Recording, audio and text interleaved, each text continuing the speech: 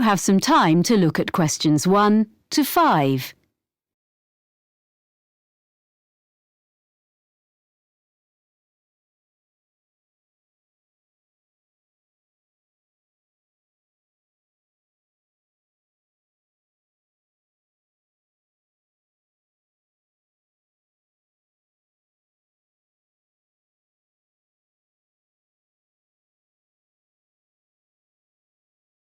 Listen carefully and answer questions 1 to 5.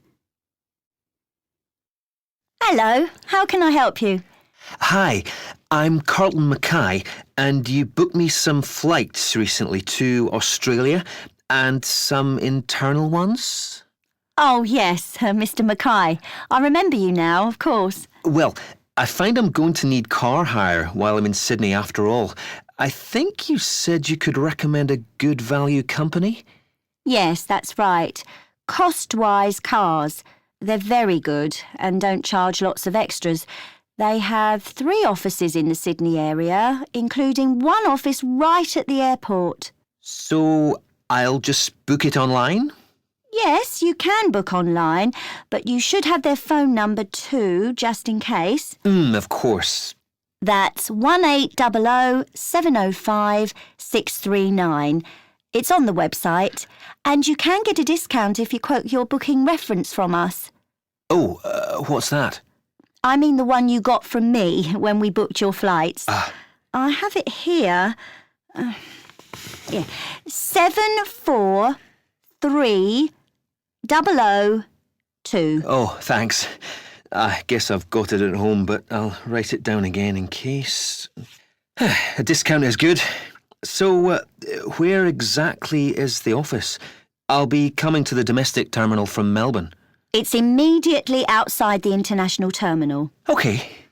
And another thing I want to check is, will they be open when I arrive, or is it just office hours? Well, they open at 6:45 and close at 6:15 in the evening. So let's see. You're due to land at 6:10. By the time you've collected your bags and so on, which will take a little while, they won't be open. But if you arrange it in advance, they can wait for you. You do have to pay an extra $30 for that, though. OK. Well, I'm staying near the airport the first night, so I could go back in the morning and save a day's hire? Yes, that'd be better. That'd save you about $50. Do you know what kind of cars they have? Quite a variety, I think. The best value should be under $60 a day with luck. That would be the Echo, I guess. Sorry? ECHO. Like when your voice bounces back? Before you hear the rest of the conversation, you have some time to look at questions 6 to 10.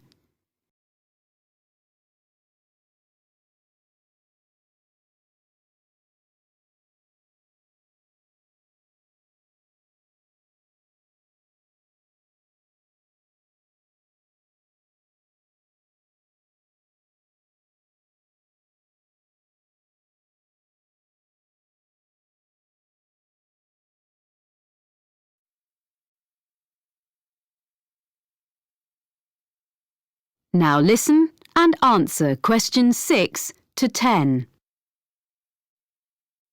I suppose I have to book online before I leave?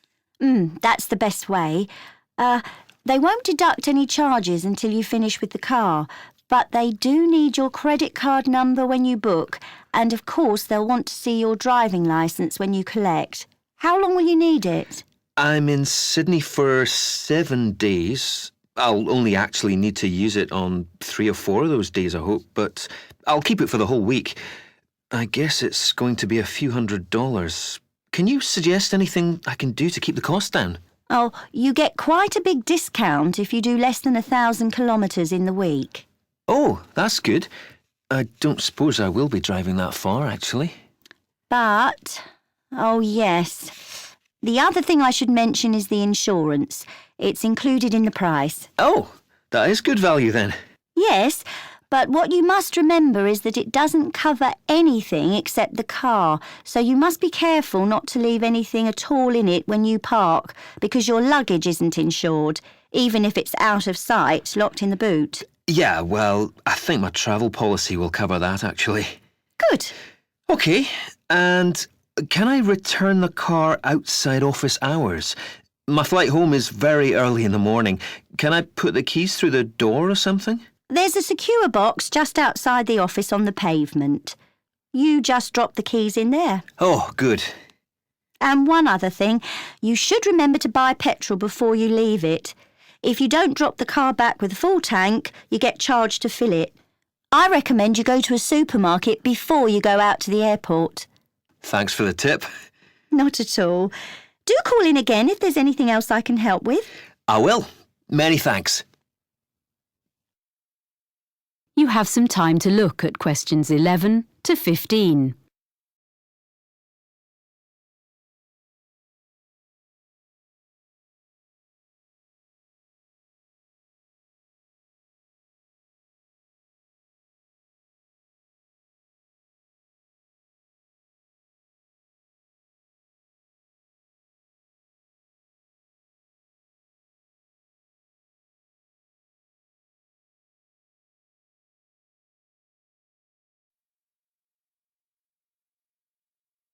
Now listen carefully and answer questions 11 to 15. Good morning. It's a great pleasure to be here in London and to see so many people interested in working in hotels. We in the International Finest Group of Hotels are very proud of our business, and we are always on the lookout for quality recruits in every department. Now, I'm going to outline some of the areas of work where we are currently recruiting and the essential skills or qualifications for them. Then I'll run through our recruitment procedure, OK?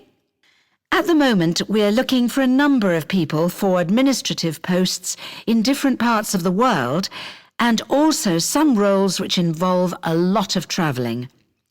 One of our main business streams is hosting special events for other businesses. If you have good communication and organisational skills, with a good level of fluency in at least one European and one non-European language, I'd suggest you think about becoming part of the team which sets up these events for all our centres.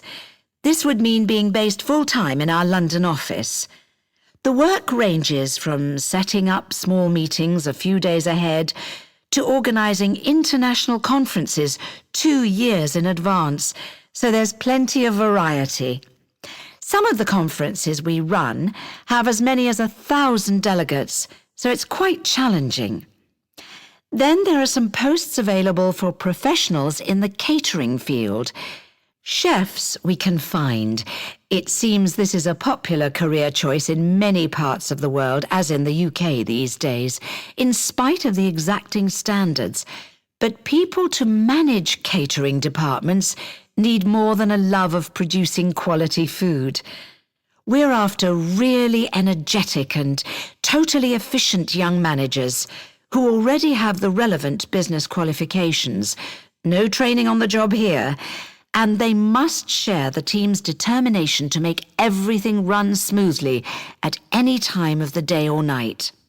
Or if you are the type of person who enjoys a challenge, what about becoming one of our relief housekeepers? You'll be a good people person, well organised and supremely flexible. As well as covering UK holidays, maternity and paternity leave, there will be times when you have to fill a key post when someone's sick, which could be anywhere in our European, Middle Eastern or Far Eastern hotels, so you must be prepared to hop on a plane at 5 minutes' notice. The International Finest brand name attracts visitors from all over the world and on all kinds of business and leisure trips. Our swimming pools and gyms need to be run by people with the highest standards of customer service. You don't have to be a great athlete, but smart appearance and a pleasant manner are necessary. A diploma in sports science would be the minimum requirement here. Lastly, I'd just like to mention that the main London office has another vacancy. Most bookings come online, especially from the Far East, for people coming to Europe. If you have fluency and some keyboard skills in, for example, Spanish or any Far Eastern languages, either having taken a degree or preferably from having lived and worked overseas, you might be just the person we're looking for to deal with email bookings and queries in the office here. A flexible attitude to working hours is also important, as you may have to come in outside normal office hours. Before you hear the rest of the talk, you have some time to look at questions 16 to 20.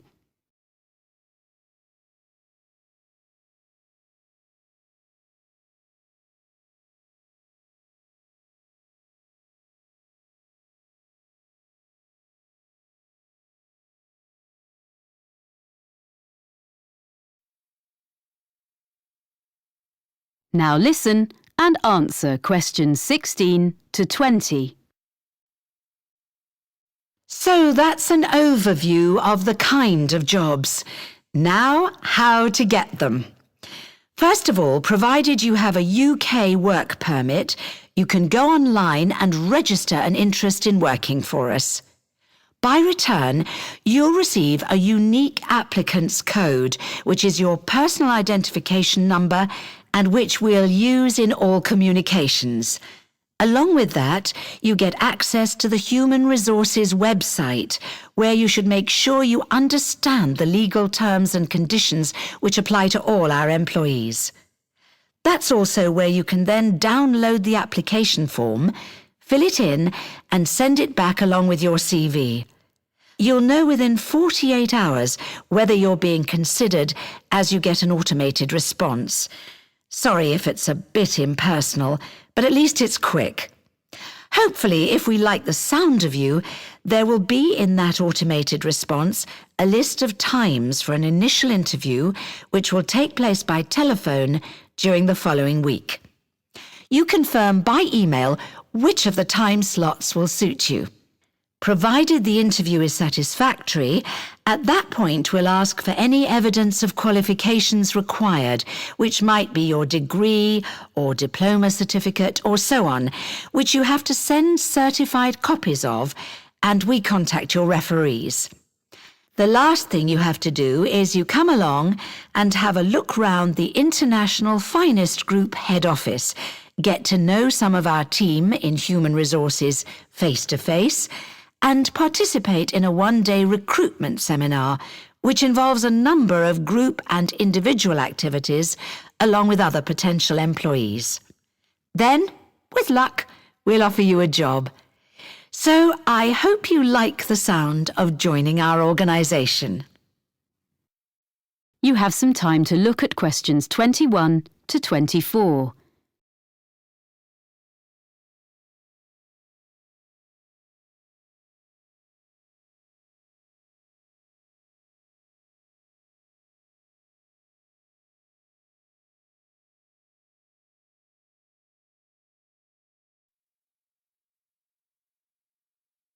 Now listen carefully and answer questions 21 to 24. So, let's hear what you're doing for your next project. I've decided to design a roof garden for a supermarket.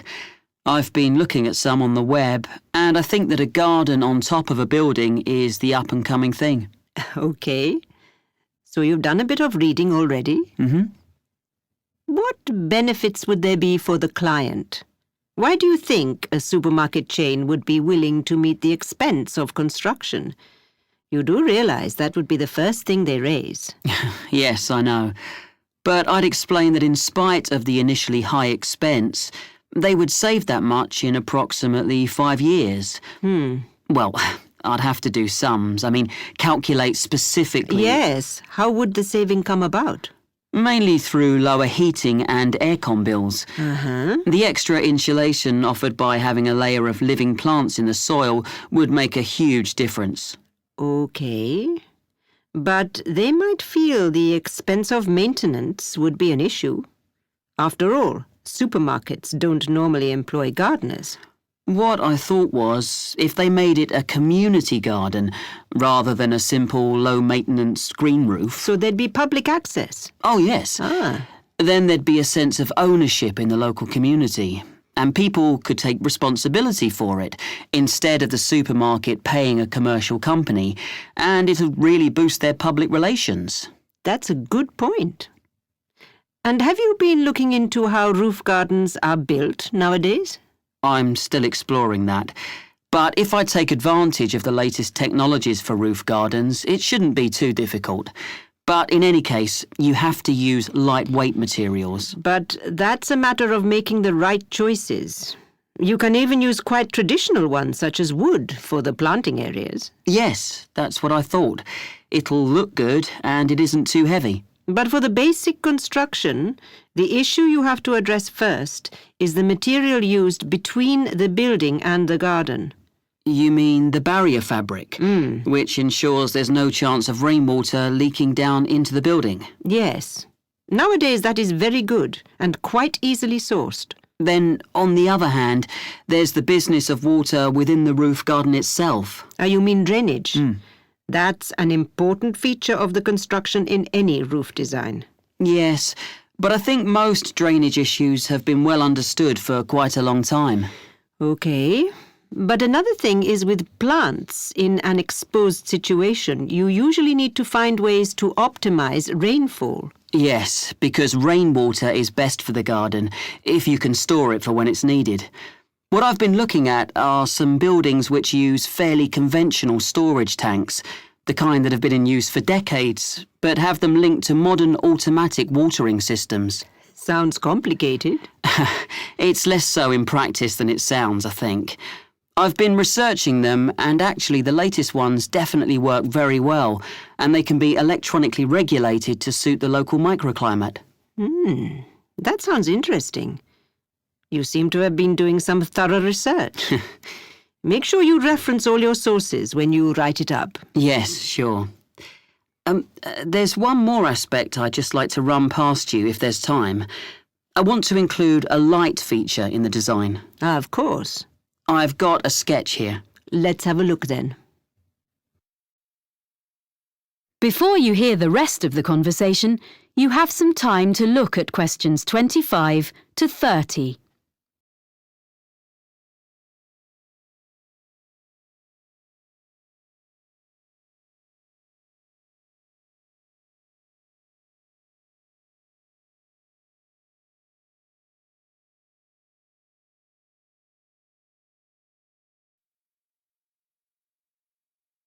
Now listen and answer questions 25 to 30.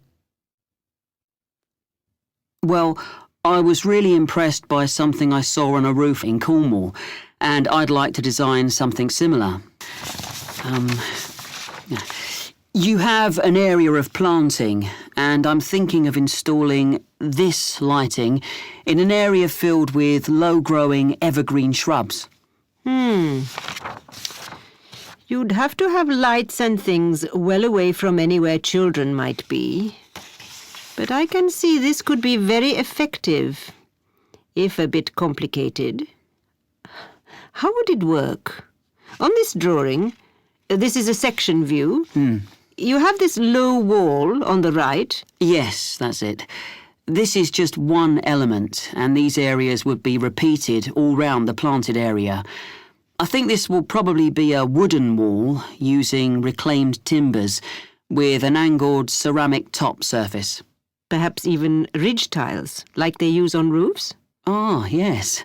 That'd be just the sort of thing. And that'd make it weatherproof. And then the heavy-duty electric wiring comes up through the floor just outside the planted area and into the wall. Then it's brought through to a projector low in the side of the wall, and that sends a beam of light along the fibre optic cable. So there's no electricity in the actual lights. The fibre optic goes across the surface of the soil in the planting area. Yes, that's the beauty of it. The shrubs will soon grow to cover it up, of course. And then the cable goes past a wooden post, which is between the shrubs and can be a support for them as they grow bigger, and then runs up into each element of the installation. So the light beam is carried up to the top of each element and illuminates a kind of conical glass cap? Mm-hmm. I see. Is that the bit which would glow in the dark? Yes. And what's the cap supported on? Is it a wall? No, it's a slender acrylic rod, like the stem of a flower or mushroom, which the cable runs up inside of. Well, I'll be interested to see the final drawings. Oh, thank you. I'm looking forward to putting it all together. You have some time to look at questions 31 to 40.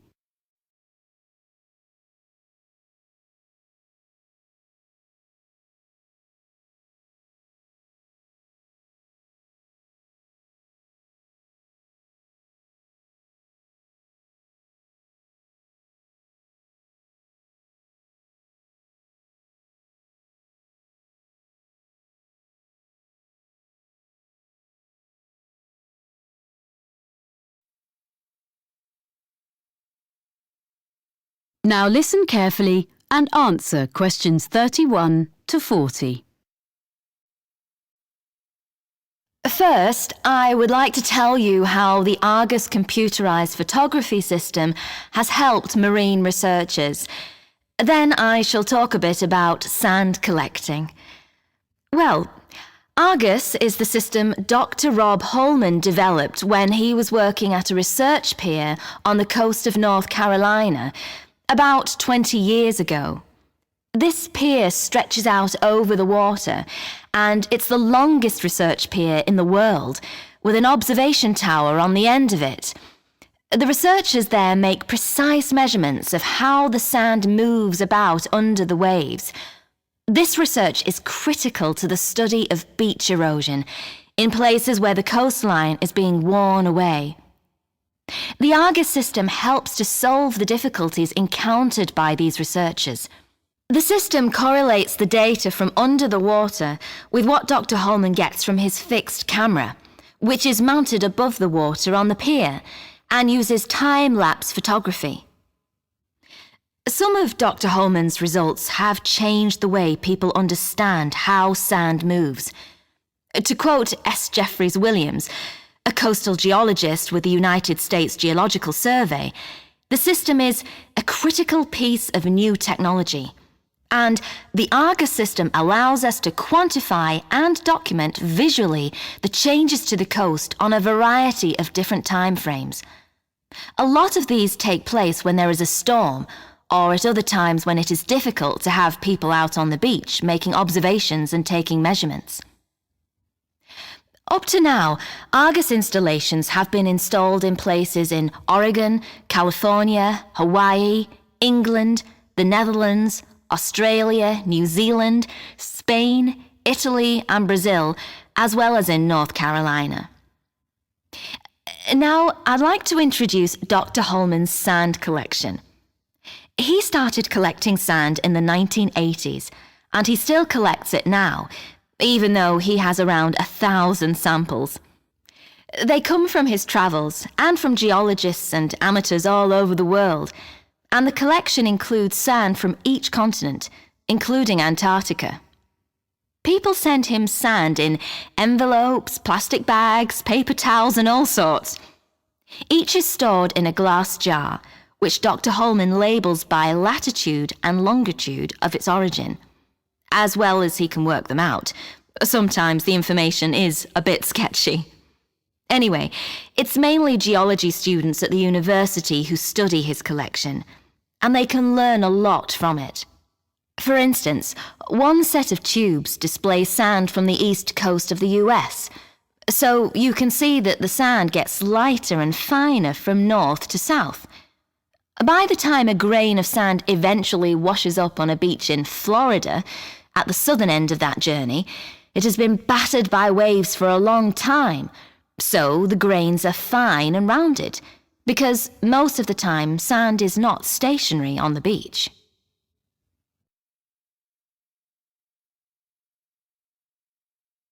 OK, so if you'd like to collect sand and maybe even send some to Dr. Holman, how should you go about it? Well, the list of equipment is very short and easy to find, but you should keep a supply when you're travelling, as you never know when you'll come across an interesting sand sample. One really handy thing for digging sand, especially if it's hard or frozen, is a spoon. It's perfect for that. If you're travelling by air, it'll have to be plastic, but metal is preferable, as plastic tends to break. You need something to put the samples in that is damp-proof and easy to carry. You can just use plastic bags, but you need to record the location and date on the bag, so you must also have a permanent marker with you, because you can never assume you will remember where you gathered a sample from later on, and you don't want it to rub off before you get home. And that's about all you need in the field to collect sand. When you get home, your samples should be logged in a notebook or computer. You need to note the location and be really specific as to exactly whereabouts on the beach you gathered your sample, low tide mark, under cliff area, etc. Then you store your sample. You want to keep everything in good condition and avoid contamination. So first you make absolutely sure that each sample is perfectly dry. You don't need any complicated apparatus for this.